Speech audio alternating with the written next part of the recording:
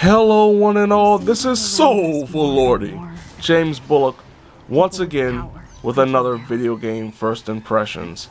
This time around, Marvel's Avengers for the PlayStation 4, Xbox One, PC, and Google Stadia, and eventually the PlayStation 5 and Xbox Series X.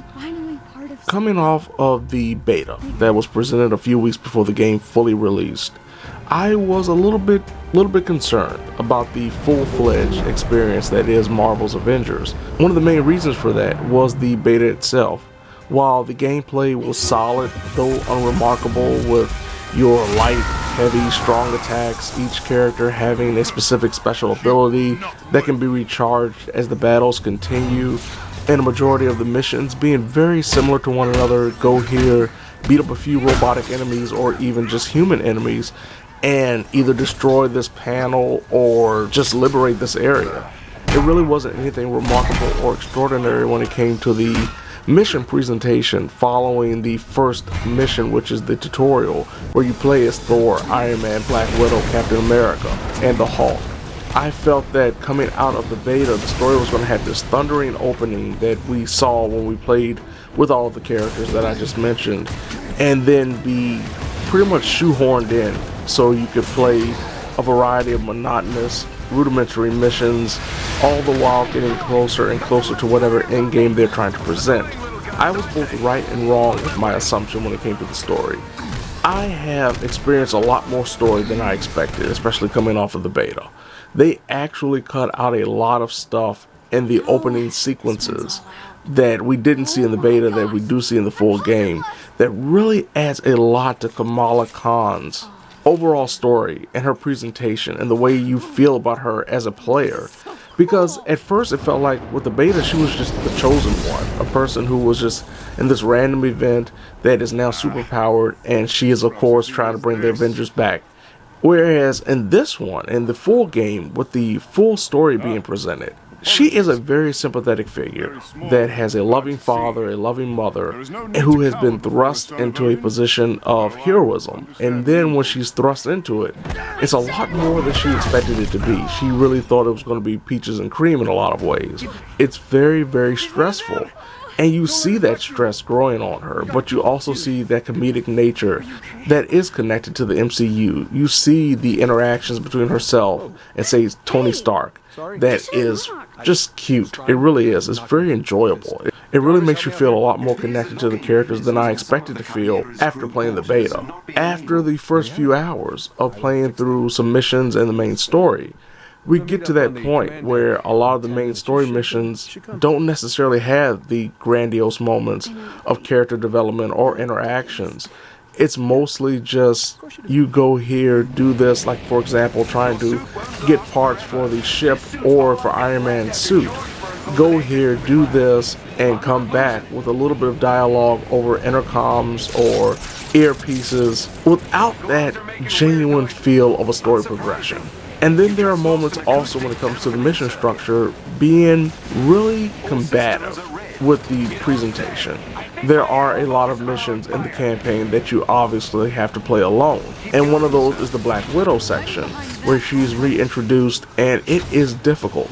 It is one of those things that makes you wonder why they didn't allow for someone to be a partner with you in this mission, because it is so annoyingly difficult with these new enemies that are introduced.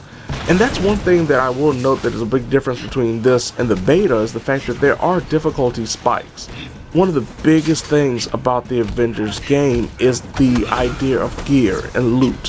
While cosmetically, your outfits are all based around these daily, where you get this currency, or in the case of spending real money, credit, to buy outfits or unlock outfits by grinding continuously to get these daily challenges. Gear comes in a variety of methods. You can either unlock it by completing missions, you can unlock it by opening chests, you can even get some by beating up a particular enemy. And with the resources that you gain via pretty much the same methods that I just named, that you can acquire gear, you use these resources to upgrade your gear, and hopefully after you get a pretty good loadout, your power level will upgrade, and eventually you will be either right at or above the level that is necessary to complete that mission. If you are below that level, you will be slaughtered. It doesn't matter if you're playing on easy or hard. You will be beaten down pretty badly if you are under level. This also ties into the fact that there is a skill tree that is exorbitant for each character. Not only is it for the base mechanics like the melee and the ranged attacks, but also for your special attacks, also for your latent abilities. There is a lot of micromanagement that comes to this game. And to a certain extent, a lot of it doesn't really matter that much, because no matter if you're at the level with some great gear or you're even below the level with some great gear, the enemies pretty much all hit the same. Technically, the game is definitely better than it was during the beta, but that's not saying much. There are frame rate issues during certain moments. There are some weird graphical glitches. For me personally, there was one where I had to break through a wall. I didn't know that the wall was there to be broken, and I jumped and just so happened to go right through the wall and land right behind it. So I never needed to really break it. I just did it for the sake of storyline advancement. For me, the biggest issue definitely has to be the loading screens. The loading screens are so long, especially if you die during a mission. The time that it takes between death and resurrection is at least 10 to 15 seconds on a good day. Another problem is the menus. They are not only slow, but they're not the most intuitive as well. Overall, Marvel's Avengers is pretty much the game I expected it to be. It is a games as a service experience with a better story than I expected thus far, where the mission structure and the mission presentation definitely hinders some of the overall campaign presentation that I really wish wasn't a problem. I think the gear and loot system is something that will keep people coming back if that's their thing.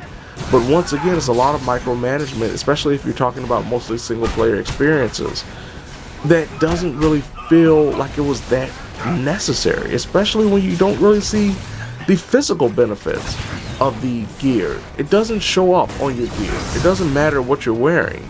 It's really just a number with a little graphical image to make you believe that you have something special. For me personally, this is one of those type of games that I would definitely wait for a sale, or more importantly, wait for an Ultimate Edition or a Complete Edition or a Game of the Year Edition. Considering that a version will come out on PlayStation 5 or Xbox Series X, it's hard for me to believe that they won't have a more complete edition on that system or just across the board. And that Game of the Year edition would be the one, to me, would be more of a better purchase than this base version as it is right now. And that's made even better with the fact that there are no PvP scenarios, so even if you're under level, you may be under level compared to some of the people that you find as a partner, but you won't be under level in terms of your competition, because all of your competition will be the AI that matches your own level as it is. So there you have it. This has been so overlordy. James Bullock, once again, with another video game first impression. Marvel's Avengers for the PlayStation 4, Xbox One, PC, and Google Stadia. Now, if you don't mind, I have some gear that I must go through, sort through, dismantle, upgrade, and try to buff up my characters. Because if I don't, and the Hulk runs into the Abomination, or Black Widow just encounters a woman in a mech suit, and I'm under level, I will have no choice but to say, oh lordy.